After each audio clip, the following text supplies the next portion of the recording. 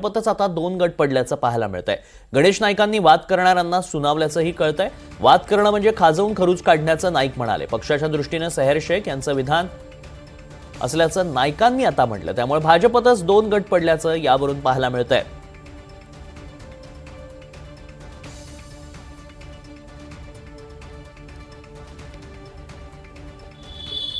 आपण ज्याला भगवा बोलतो ना, ऐकून घ्या। हिरवा म्हणजे काय पाकिस्तानीचा हिरवा इथे येणार नाही, येऊ देणार नाही। परंतु आपल्या तिरंग्यामध्ये सुद्धा तीन रंग आहेत ना, भगवा आहे, पांढरा आहे आणि हिरवा पण आहे। आता प्रश्न असा की विचाराने त्यांनी त्यांचा पक्षाचा रंग हिरवा आहे झेंड्याचा। आता त्याचं आपण किती भांडवल करायचं ते आपण करू शकतो। काय बोलतो मी, भांडवल करायचं तर सगळ्या गोष्टीचं भांडवल करत आहे।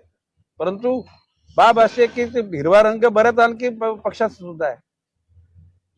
म्हणजे तो म्हणजे या या देशामध्ये मोगलांची सल्तनत चालेल अशा प्रकारची भूमिका तिची असली तर आम्ही कधी आव्हान स्वीकारू।